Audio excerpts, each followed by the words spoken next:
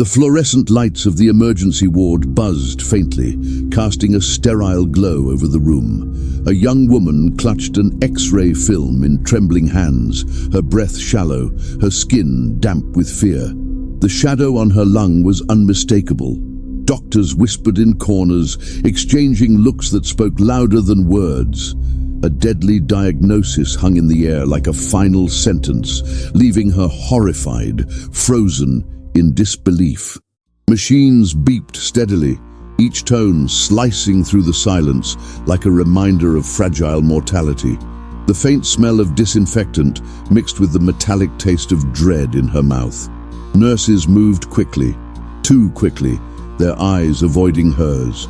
The word incurable was never spoken aloud, but she heard it in every pause, in every lowered voice. Yet, something about the image on that X-ray didn't sit right.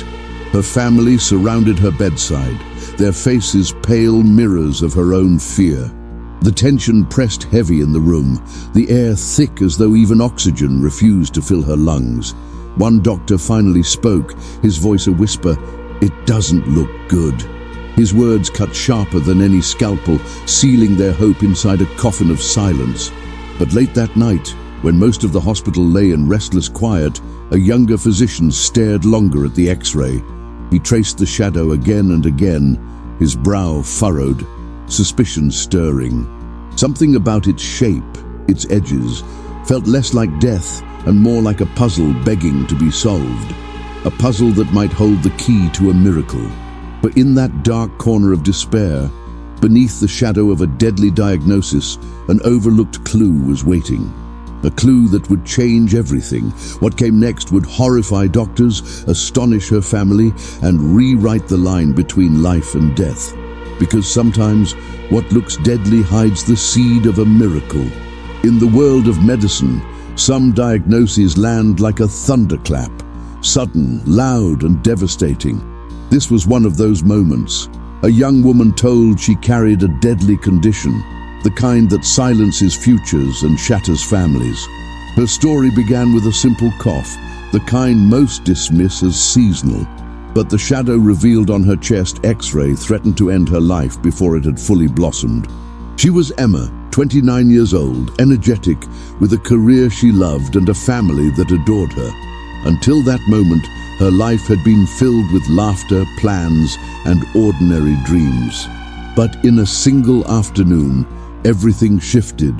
The hospital became her universe, beeping monitors her soundtrack, antiseptic her perfume, fear her constant companion.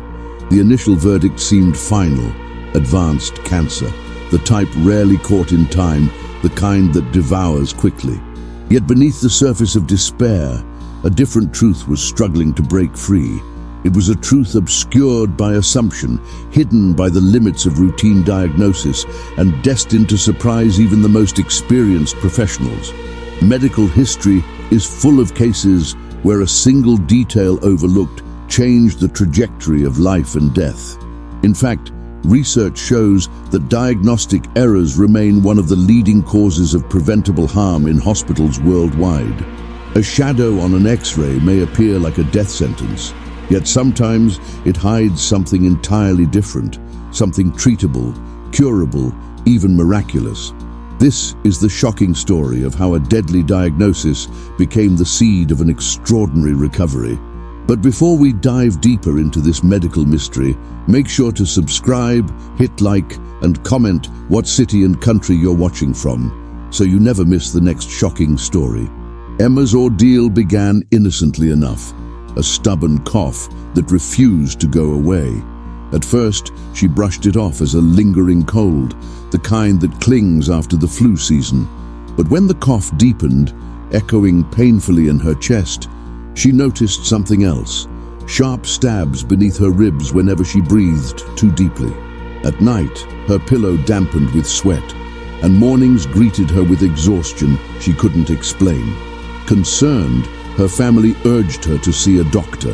In the clinic, the waiting room's antiseptic smell and muffled conversations only deepened her unease.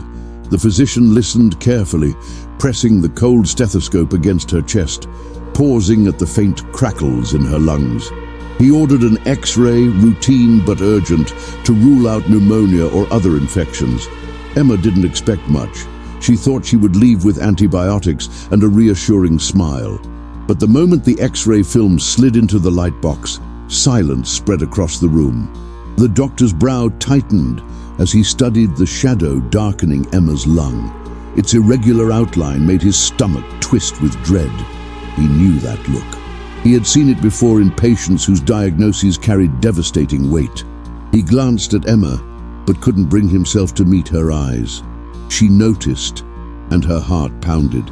"We need more tests," he finally said, his voice careful but heavy. Emma tried to read his expression, searching for any trace of reassurance. There was none. Her hands trembled as she clutched the edges of her chair. The word she feared most didn't leave his lips, but it floated in the air: cancer. And in that moment, Emma's world tilted violently, her future swallowed by uncertainty. Blood work and CT scans followed within days. Each result seemed to circle back to the same grim possibility: a malignant tumor. The reports described suspicious masses and possible metastasis. Emma read the words over and over, their clinical detachment striking harder than any emotional plea. She imagined her body turning against her, cells multiplying wildly, threatening to erase her life from the inside out. Nights became the hardest. Alone in her room, Emma heard the clock ticking louder than usual, every second reminding her of time slipping away. Her family tried to comfort her, but their eyes betrayed fear. At work, her colleagues whispered, avoiding the topic directly, yet their sympathy was suffocating. The diagnosis, still unofficial, felt like an iron chain already wrapped around her chest. The oncologist confirmed the preliminary suspicion during a tense consultation. "We are looking at something very aggressive," he said, pointing at the scans. His tone was flat, stripped of hope, as if preparing her for the inevitable. Emma's throat tightened. She wanted to scream, to reject the verdict. Instead, she nodded silently, her tears rolling as if her body had already surrendered to fate. But amid the despair, one detail lingered in the shadows: the tumor's unusual outline. A radiologist, younger and less seasoned, kept returning to the scans, puzzled by its shape. He wondered why the mass didn't behave exactly like the malignancies he had studied. His curiosity sparked doubt, a doubt he hesitated to voice in front of his superiors. Could the shadow mean something else? Emma didn't know that behind closed doors, quiet debates had begun. Was it truly the death sentence everyone assumed, or could another explanation hide in the film's ghostly image? The uncertainty gnawed at the doctors, but protocol demanded they move forward with treatment plans for what looked deadly. Still, the younger physician's suspicion refused to fade. And so, Emma prepared for the fight of her life, unaware that her story was about to twist in ways no one could predict. The diagnosis looked final, undeniable. Yet hidden within that dark shadow was a secret waiting to be revealed. The doctors thought they had seen everything. They were wrong. The weeks that followed Emma's diagnosis were a descent into fear and physical decline. Her cough grew harsher, echoing deep within her chest like a hollow drum. Each breath became a battle, shallow and painful, forcing her to pause mid-sentence. Simple tasks, climbing stairs, carrying groceries, left her gasping. Friends noticed her weight loss, the sharp angles of her face replacing the softness they had known. The image of a vibrant young woman was fading before their eyes. At night, her body betrayed her further. Sweats drenched her sheets, leaving her shivering under damp fabric. She often woke choking, her chest heaving as though someone invisible pressed down upon her lungs. Fear turned sleep into a series of restless fragments. Each sunrise brought not relief, but dread, as if the shadows in her X-rays had taken control of her very existence. Doctors moved quickly, ordering biopsies to confirm the malignant nature of the mass. The procedure was invasive, a needle driven into the suspected tumor. Emma's heart raced as she lay motionless, the sterile smell of iodine filling her senses. The biopsy left her sore, bruised and emotionally drained. She hoped for clarity, but what she received instead was silence. Days of agonizing waiting while her life hung in limbo.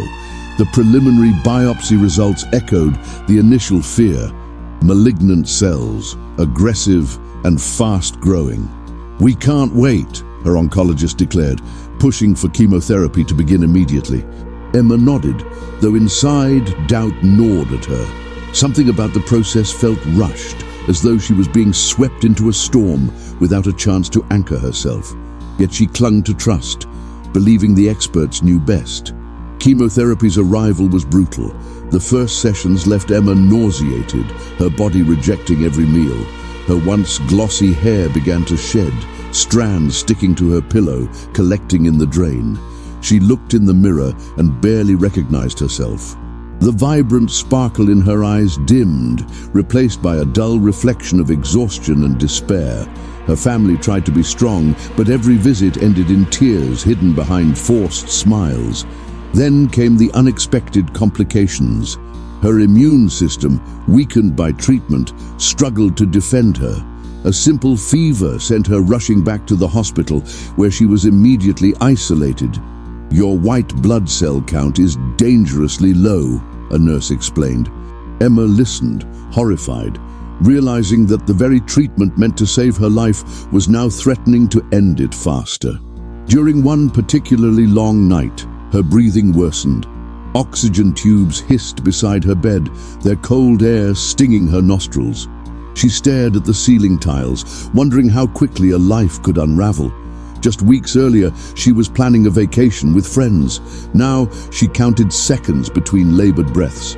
Each exhale felt stolen, borrowed from a body that no longer wanted to fight. Meanwhile, the younger radiologist remained unsettled. He couldn't shake the feeling that something didn't fit. Reviewing Emma's scans late at night, he compared them with rare cases stored in old archives. His eyes widened at the similarities, patterns not of cancer, but of something else entirely. His pulse quickened. If he was right, Emma wasn't dying from cancer at all. She was suffering from something different, something treatable. But his theory was fragile, risky. To challenge the consensus of senior oncologists could endanger his career. Still, the evidence gnawed at him like an unanswered riddle. He began compiling notes, quietly preparing to raise his voice at the next medical review. He knew that every hour mattered, and Emma's body, weakened and deteriorating, was running out of time. On the surface, the story seemed tragically predictable. A young woman consumed by a deadly illness, her life slipping away despite every effort. Yet beneath the surface, doubt had already cracked the foundation of certainty. The shadow on Emma's X-ray held a secret no one was ready to believe. And soon, that secret would erupt into a discovery that would shock everyone. The hospital conference room buzzed with the low hum of tired voices and rustling papers. Emma's case was on the agenda again, her rapid decline pressing urgency into every sentence. Senior oncologists reviewed the scans and biopsy reports, their tone resigned. "Aggressive carcinoma," one summarized, his voice cold with finality. Emma's parents, waiting outside the room, clung to hope but braced for the inevitable. They didn't know a storm of doubt was building inside one doctor's mind. "Doctor," Nathan, the young radiologist, sat quietly at the table, his hands clenched around a folder of notes. His heart pounded as he watched the others speak with unwavering certainty. Yet he couldn't let go of what he had seen, the irregular edges of the mass, the strange density patterns. They didn't align perfectly with cancer. Something about them whispered a different truth, one that could mean the difference between death and survival. He finally spoke, his voice breaking the rhythm of the meeting. "I believe this may not be carcinoma," he said firmly. Heads turned, eyebrows lifted, skepticism thick in the air. The lead oncologist frowned.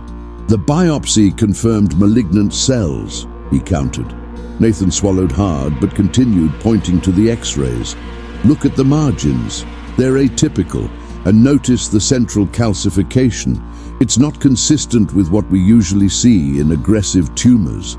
Silence followed, then a murmur of discontent. To challenge established conclusions was bold, even reckless, but Nathan pressed forward, laying out rare case studies he had uncovered, instances where infections or benign conditions mimic deadly cancers on imaging. He highlighted one particular condition, a granulomatous disease often mistaken for malignancy. The resemblance was uncanny. If true, Emma's supposed tumor might actually be an infection hiding in plain sight. The room grew tense. The older physicians resisted, unwilling to backtrack. "We can't gamble with her life," one argued. "If it's cancer and we delay, she dies." Nathan countered softly, but with conviction. "If it's not cancer and we continue chemo, she also dies, because we're poisoning her against the wrong enemy." His words cut through the tension, forcing a pause heavy with implication. Meanwhile, Emma lay weak in her hospital bed, oblivious to the debate unfolding about her fate. She stared at the IV drip feeding toxins into her veins, wondering if this was her last season alive. Her body ached, her spirit frayed, yet somewhere deep inside, she clung to a thin thread of faith. She had always believed miracles existed, but she never imagined she would need one.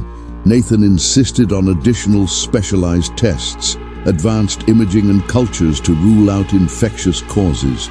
Reluctantly, the board approved, though most expected nothing new.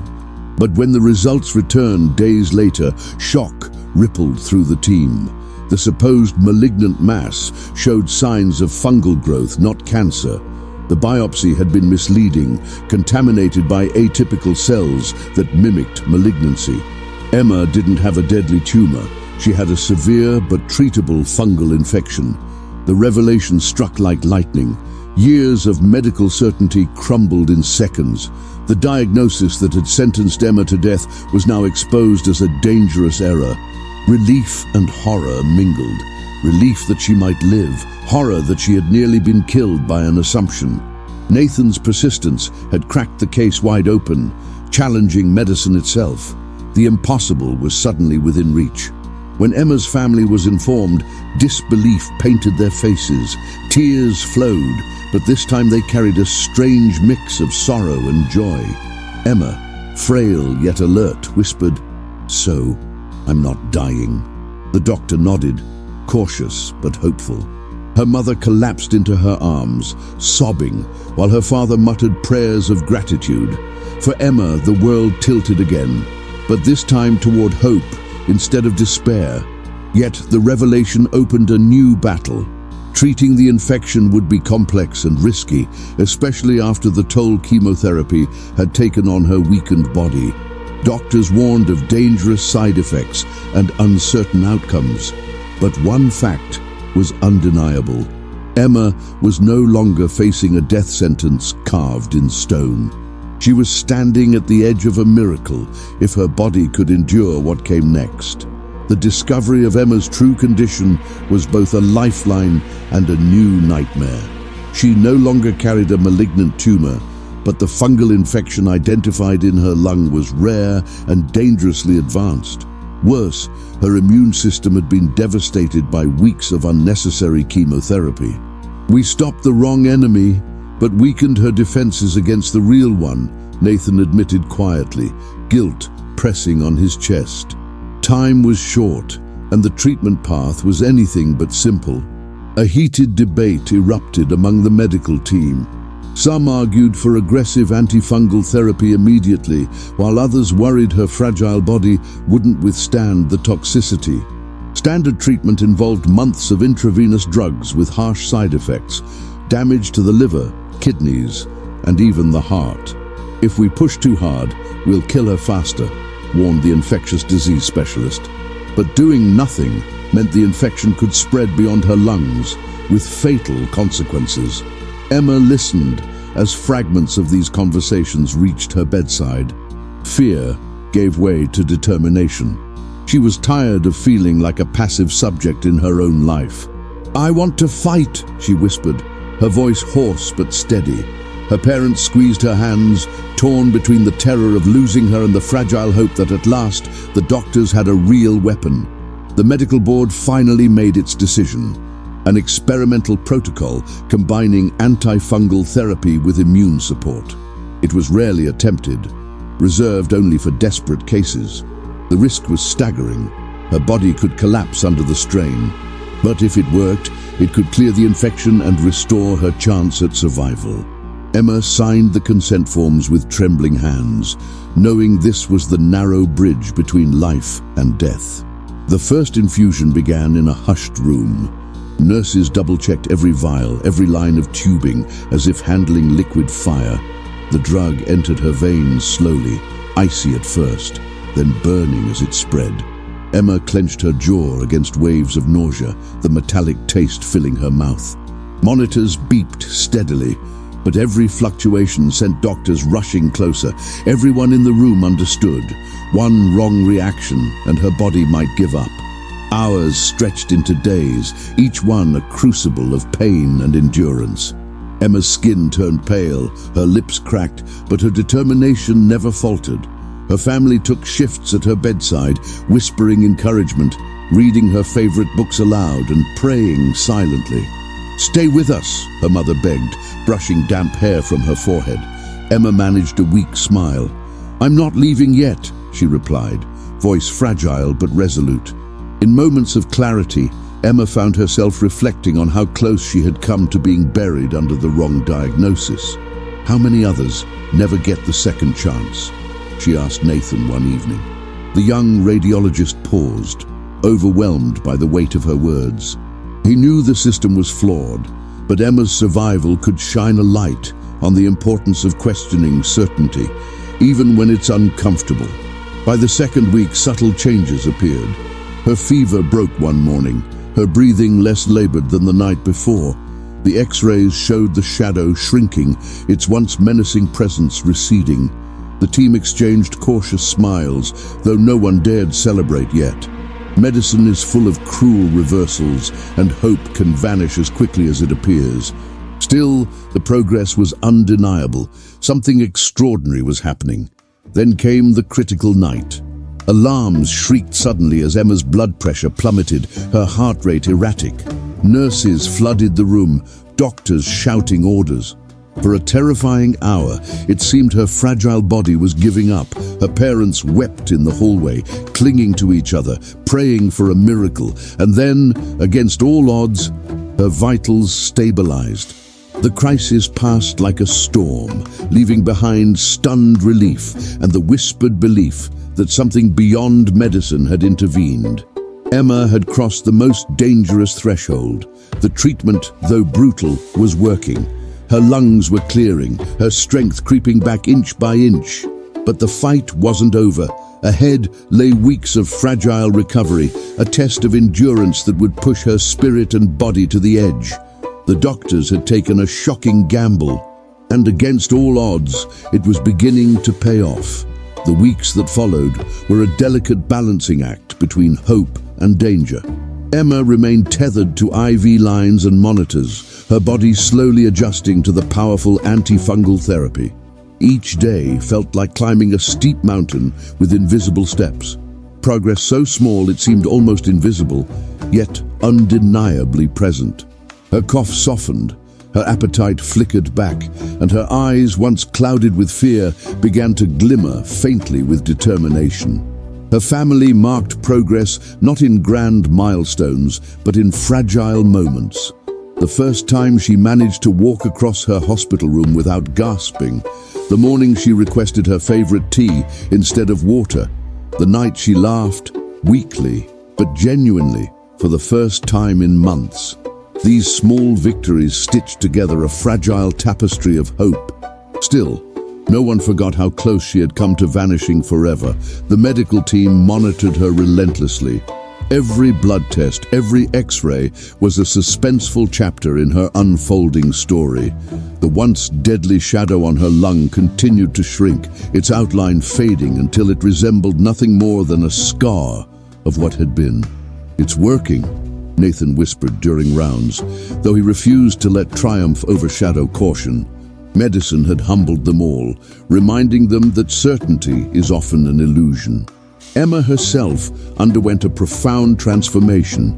She began journaling daily, pouring her fears, gratitude, and realizations onto paper. "I was ready to die," she wrote, "but instead I was asked to live again."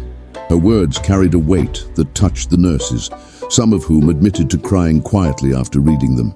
Her survival was not just a medical case, it was a lesson in resilience, doubt, and the fragile dance between error and miracle.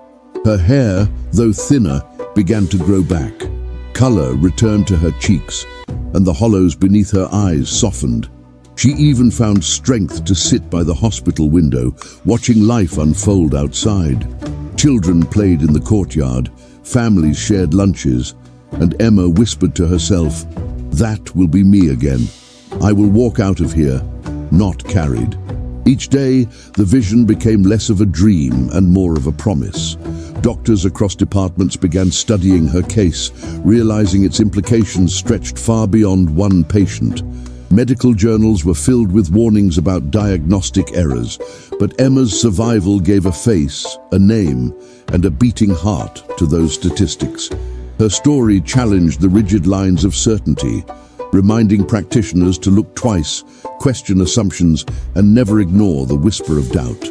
"She survived because one doctor refused silence," a colleague remarked. Emma's parents carried their own transformation.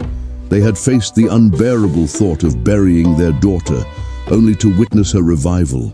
Their faith deepened, their gratitude overflowing in ways words couldn't capture.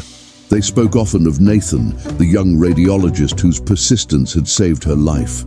"He saw her as a person, not just a scan," her mother said, wiping tears. "That made all the difference." Indeed, the hospital staff, once resigned to her imminent death, now celebrated each small milestone. Nurses brought flowers, doctors lingered longer in her room, students studied her case with awe. Emma, still weak, smiled through it all, her resilience inspiring everyone around her. "If this shocked you," Nathan told his students, "type the word shocked in your notes, because medicine needs more of this humility." The phrase spread like wildfire, echoing across halls and online forums alike. After months of battle, the day finally came when Emma was discharged. She stepped outside the hospital doors, the sunlight warmer than she remembered, the breeze carrying scents of life she thought she'd never experience again. Tears streamed freely as her family embraced her. The deadly diagnosis that once caged her had transformed into a living miracle. But in her heart, she knew the journey wasn't just about survival. It was about becoming a witness to the fragile beauty of second chances. Emma's story wasn't only about medical triumph, it was about what happens when science, persistence, and human courage intersect. The error that nearly killed her became the catalyst for a deeper truth. Miracles sometimes wear the mask of mistakes, and while her recovery marked an ending, it also opened new questions, ones that would ripple through medicine, faith, and her own life forever. The doctors thought the miracle was complete, but Emma's journey was only beginning. Emma's survival became more than a personal victory. It was a testament to the power of questioning, persistence, and hope. A deadly diagnosis had nearly ended her story, but instead, it revealed a hidden truth that transformed despair into healing. Her journey reminded both doctors and families that certainty in medicine is fragile, and that even the darkest shadows can sometimes conceal the spark of a miracle. For Emma, the ordeal left scars, both physical and emotional, yet it also opened doors to gratitude she had never known. Each breath she now takes feels borrowed, precious, and full of meaning. She lives not as a victim of error, but as a symbol of resilience, faith, and the courage of one young doctor who dared to speak against silence. Her recovery echoes a message that resonates far beyond one hospital. Miracles are often found where doubt insists on a second look. But now, we turn to you, What do you think really saved Emma's life? Science, persistence, or fate? Share your thoughts in the comments below, and don't go anywhere, because in our next shocking medical mystery, you'll meet a patient whose laughter nearly became deadly.